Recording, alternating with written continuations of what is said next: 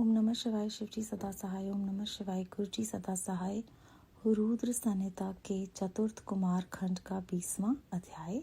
स्वामी कार्तिक और गणेश की बाल लीला, दोनों का परस्पर विवाह के विषय में विवाद, शिवजी द्वारा पृथ्वी परिक्रमा का आदेश, कार्तिकेय का प्रस्थान, गणेश का माता पिता की परिक्रमा करके उनसे पृथ्वी परिक्रमा स्वीकृत कराना, विश्व रूप की सिद्धि और बुद्धि नामक दोनों कन्याओं के साथ गणेश का विवाह और उनसे क्षेम तथा लाभ नामक 2 पुत्रों की उत्पत्ति, कुमार का पृथ्वी परिक्रमा करके लौटना और शुद्ध होकर क्रौंच पर्वत पर चला जाना, कुमारखंड के श्रवण की महिमा।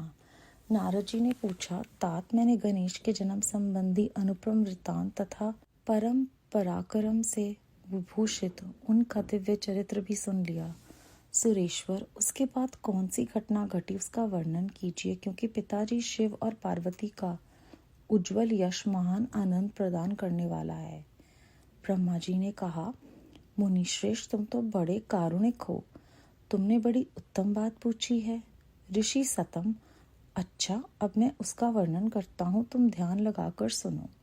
विप्रवेंद्र, शिव और पार्वती अपने दोनों पुत्रों की बाल लीला देख देख कर महान प्रेम में मगन रहने लगे।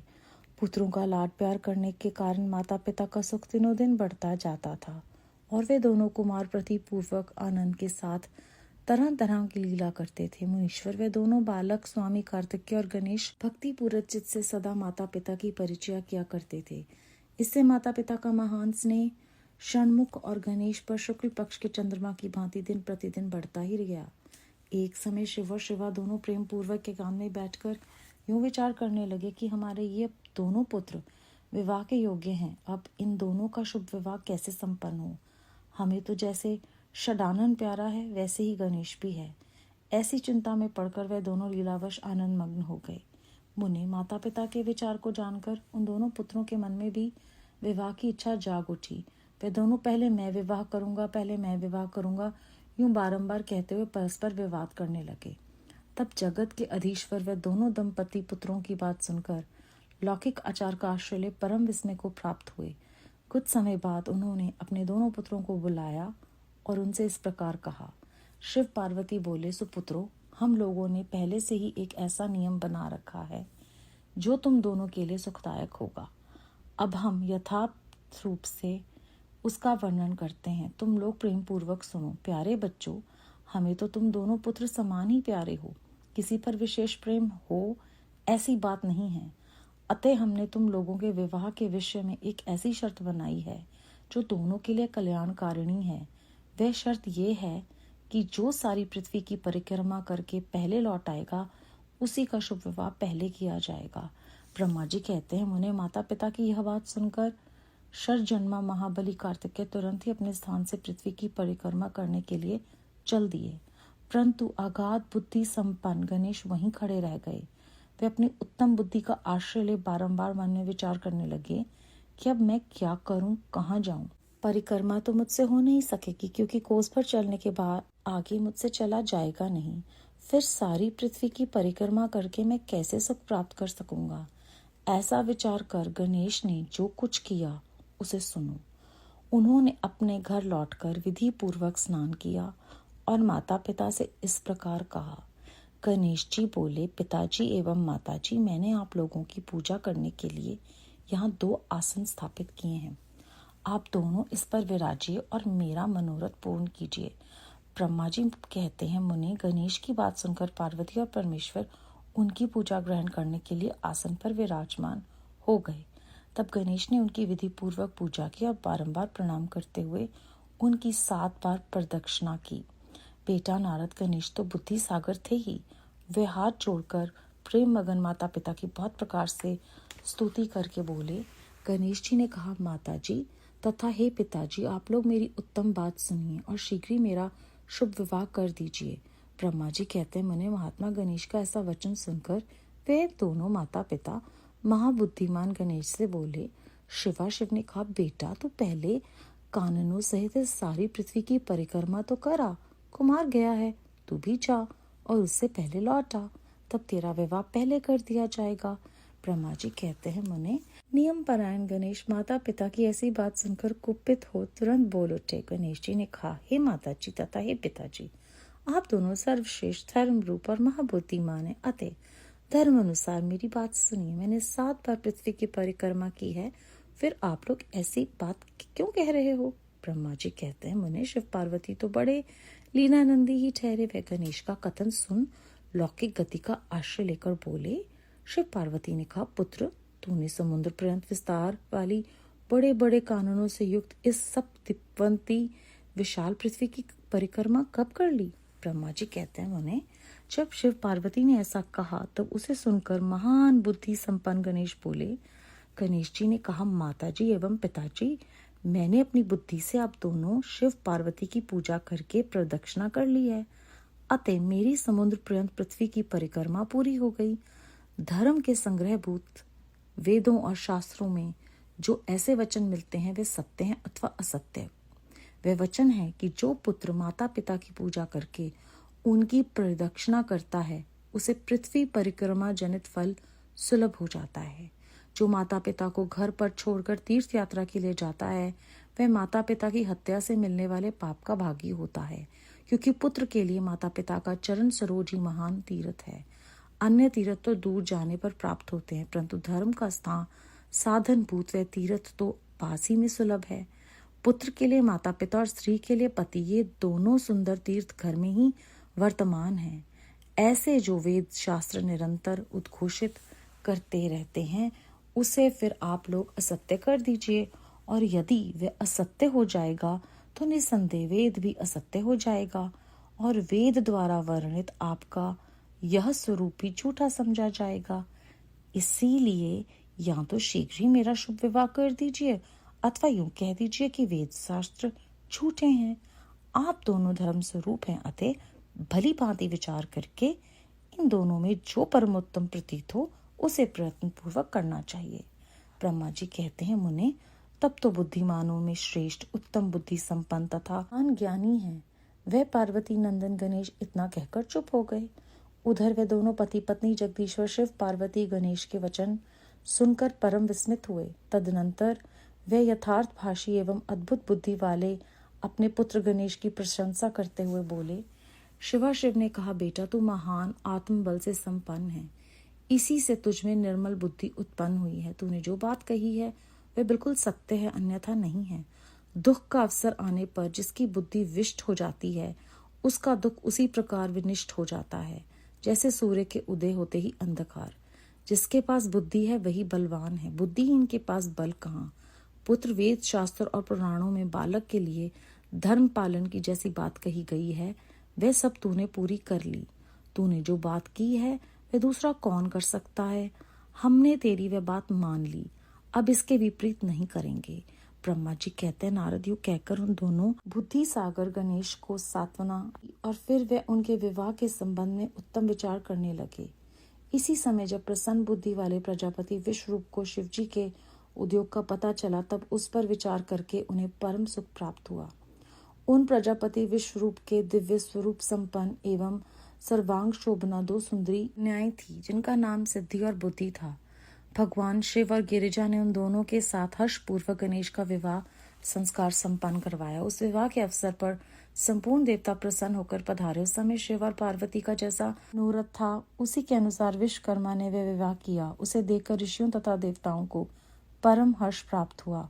मुने गणेश को भी उन दोनों पत्नियों के मिलने से जो सुख प्राप्त हुआ उसका वर्णन नहीं किया जा सकता। काल के पश्चात महात्मा गणेश के उन दोनों पत्नियों से 2 दिव्य पुत्र उत्पन्न हुए। उनमें गणेश पत्नी सिद्धि के गर्भ से क्षेम नामक पुत्र पैदा हुआ और बुद्धि के गर्भ से जिस परम सुंदर पुत्र ने जन्म लिया उसका नाम लाभ हुआ। इस प्रकार जब गणेश अचिंतनीय सुख का भोग करते हुए निवास करने लगे तब दूसरे पुत्र स्वामी कार्तिक पृथ्वी की परिक्रमा करके लौटे। उस समय नारद जी ने आकर कुमार सकंद को सब समाचार सुनाए। उन्हें सुनकर कुमार के मन में बड़ा क्षोभ हुआ और वे माता पिता शिव शिवा के द्वारा रोके जाने पर बिना रुककर क्रौंच पर्वत की ओर चले गए। देव ऋषि उसी दिन से शिव पुत्र स्वामी कार्तिकेय का कुमारत्व कुंवारापन प्रसिद्ध हो गया। उनका नाम त्रिलोकी में विख्यात हो गया।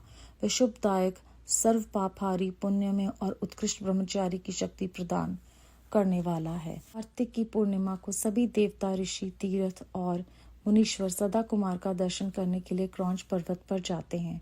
जो मनुष्य कार्तिक की पूर्णिमा के दिन कार्तिक का नक्षत्र का योग होने पर स्वामी कार्तिकेय का दर्शन करता है, उसके संपूर्ण पाप नष्ट हो जाते हैं और उसे मनोवांछित फल की प्राप्ति होती है। इधर सकंद का बिछोह हो जाने पर उमा को महान दुख हुआ। उन्होंने दीन भाव से अपने स्वामी शिव जी से कहा, प्रभु आप मुझे साथ लेकर वहां चलिए। तब प्रिया को सुख देने के निमित्त स्वयं भगवान शिव अपने एक अंश से उस पर्वत पर गए और सुखदायक मल्लिकार्जुन नामक ज्योतिर्लिंग के रूप में वहां प्रतिष्ठित हो गए। वे सत्पुरुषों की गति तथा अपने सभी भक्तों के मनोरथ पूर्ण करने वाले हैं। वे आज भी शिवा के सहित उस पर्वत पर विराजमान हैं। बेटा नारद, वे दोनों शिवा शिव भी पुत्र स्नेह से विहल होकर प्रत्येक पर्वत पर कुमार को देखने के लिए जाते थे। अमावस्या के दिन वहां स्वयं शंभु पधारते हैं और पूर्णिमा के दिन पार्वती जी जाती हैं। मुनीश्वर, तुमने स्वामी कार्तिकेय और गणेश का जो जो वृतांत मुझसे पूछा था वह सब मैंने तुम्हें कह सुनाया। इसे सुनकर बुद्धिमान मनुष्य समस्त पापों से मुक्त हो जाता है और उसकी सभी शुभकामनाएं पूर्ण हो जाती हैं। जो मनुष्य इस चरित्र को पढ़ता अथवा पढ़ाता है एवं सुनता अथवा सुनाता है, निस्संदेह उसके सभी मनोरथ सफल हो जाते हैं। ये अनुपम आख्यान पापनाशक, कीर्तिप्रद, सुखवर्धक, आयु बढ़ाने वाला, स्वर्ग की प्राप्ति कराने वाला, पुत्र पौत्र की वृद्धि करने वाला, मोक्षप्रद, शिव जी के उत्तम ज्ञान का प्रदाता, शिव पार्वती में प्रेम उत्पन्न कराने वाला और शिव भक्ति वर्धक है। यह कल्याणकारक शिव जी के अद्वैत ज्ञान का दाता है, तत् सदा शिव है। अतः मोक्षकामी एवं निष्काम भक्तों को सदा इसका श्रवण करना चाहिए। अध्याय 20 समाप्त। रुद्र संहिता का कुमार खंड संपूर्ण। अध्याय में बहुत सारी शिक्षाएं हैं। सबसे पहले कि शिव जी और पार्वती जी अपने दोनों पुत्रों की बाल लीला देखते थे। लाड प्यार करने से उनका प्यार भी बढ़ रहा था। तो भाव बच्चों को प्यार से, और जब हम उनकी लालन पोषण करते हैं तो वो सबके लिए सुखदायक होता है। उसके बाद हमें उदाहरण देने के लिए षणमुख और शुक्ल पक्ष के चंद्रमा की यहाँ पर मिसाल दी गई है कि किस प्रकार उनका स्नेह जो था वो बढ़ रहा था। फिर शिव जी और पार्वती जी ने ये विचार किया कि उनके पुत्र विवाह के योग्य हो गए हैं और गुरुजी महाराज भी कहते थे कि सही समय पर विवाह करना चाहिए अपने बच्चों का, खास करके अपनी बेटियों का। तो यहाँ पर वो लीलावश आनंदमग्न हो गए। माता पिता के विचार को जानने के बाद दोनों के मन में विवाह करने की इच्छा जाग उठी और वो दोनों आपस में जैसे बच्चे करते हैं बहसने लगे कि पहले मैं विवाह करूंगा और पहले मैं विवाह करूंगा। शिव जी और पार्वती जी ने उन्हें समझाया कि तुम दोनों ही हमारे लिए समान हो, किसी पर विशेष प्रेम नहीं है, इसलिए हमने नियम बना रखा है और ऐसा नियम जो तुम दोनों के लिए सुखदायक होगा। माता पिता जो नियम बनाते हैं, जो मर्यादाएं रखते हैं, वो बच्चों की बेहतरी के लिए होता है। इस अध्याय में हमने ये जाना है। और उन्होंने कल्याणकारी शर्त जो रखी थी वो ये रखी थी कि उसी का विवाह पहले होगा जो पृथ्वी की परिक्रमा करके लौट आएगा। अब जो कार्तिकेय जी हैं वो बिना सोचे समझे चल पड़ते हैं और गणेश जी सोच विचार करके कि मैं अगर जाऊंगा तो थक जाऊंगा, वो अपने माता पिता की 7 बार परिक्रमा करके उनको वेदों शास्त्रों के द्वारा ये तर्क देकर कि मैंने तो पहले से ही परिक्रमा कर ली पूरी पृथ्वी की।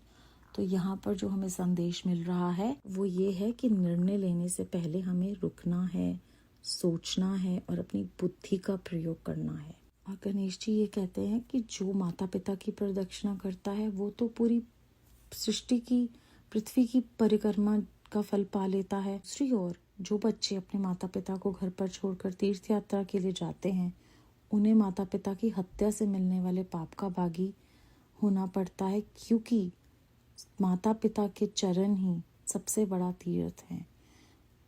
माता पिता जो हैं वो पुत्र के लिए तीर्थ हैं, स्त्री के लिए पति तीर्थ हैं। जैसे गुरु जी कहते थे घर मंदिर है, सब कुछ हमारे आसपास ही है, हमें कहीं जाने की ज़रूरत नहीं है।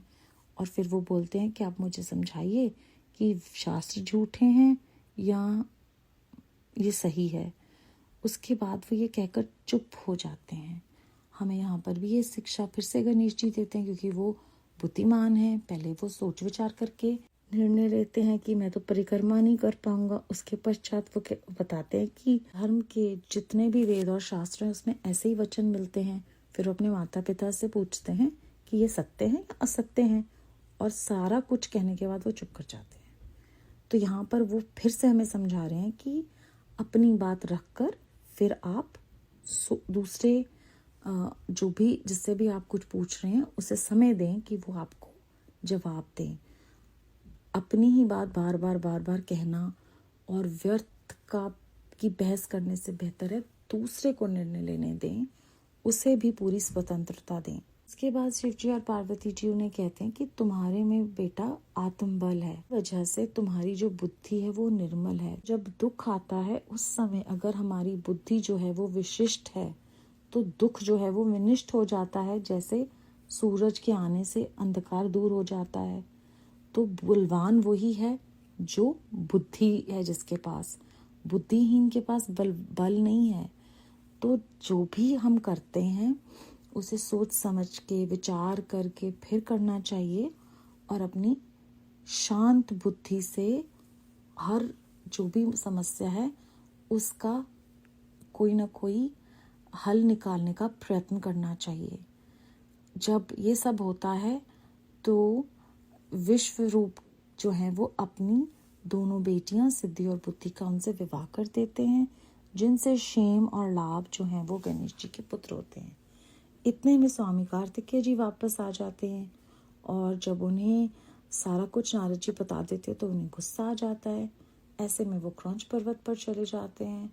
माता पिता के लिए तो दोनों संतानें बराबर हैं। तो जब शिव जी को पार्वती जी कहती हैं कि मुझे उसके पास जाना है, तो शिव जी अपना एक अंश लेकर मल्लिका अर्जुन नाम के ज्योतिर्लिंग के रूप में वहाँ पर प्रतिष्ठित हो जाते हैं, और कहते हैं कि पूर्णिमा के दिन कार्तिकेय नक्षत्र का योग होने पर स्वामी कार्तिकेय का जो भी दर्शन करता है उसके सारे पाप नष्ट हो जाते हैं। अमावस्या के दिन वहाँ स्वयं शिव जी जाते हैं और पूर्णिमा के दिन पार्वती जी पधारती हैं। अंत में लिखा है इस अध्याय में कि जो भी इसे सुनता है वो मनुष्य समस्त पापों से मुक्त हो जाता है, उसकी सभी शुभकामनाएं पूर्ण हो जाती हैं। और फिर ये लिखा है कि जो इस चरित्र को पढ़ता अथवा पढ़ाता, सुनता एवं सुनाता है, निस्संदेह उसके सभी मनोरथ सफल हो जाते हैं। ये जो आख्यान है ये पापनाशक, कीर्तिप्रदक, सुखवर्धक, आयु बढ़ाने वाला, स्वर्ग की प्राप्ति कराने वाला, पुत्र पौत्र की वृद्धि करने वाला, मोक्षप्रद, शिव जी के उत्तम ज्ञान प्रदाता, शिव पार्वती में प्रेम उत्पन्न कराने वाला, शिव भक्ति वर्धक है। ये शिव में है। और जो भी मोक्षकामी और निष्काम भक्त हैं उन्हें इसे ज़रूर सुनना चाहिए। जैसे हमने पिछली बार भी गुरु जी की कृपा से ये जाना है कि हम इंसान बहुत बहुत मतलबी हैं, स्वार्थी हैं। जब तक हमें कोई लालच ना दिया जाए हम कुछ नहीं करते। क्या करने से क्या फ़ायदा होगा। इसीलिए ये सब कुछ हमें प्रोत्साहित करने के लिए शिव पुराण में लिखा है, क्योंकि हम तो पहले से ही बहुत ब्लेस्ड हैं, क्योंकि हम गुरु जी महाराज की चरण शरण में हैं। बेअंत बेअंत शुक्राना गुरु जी महाराज। ओम नमः शिवाय। शिव जी सदा सहाय। ओम नमः शिवाय। गुरु जी सदा सहाय।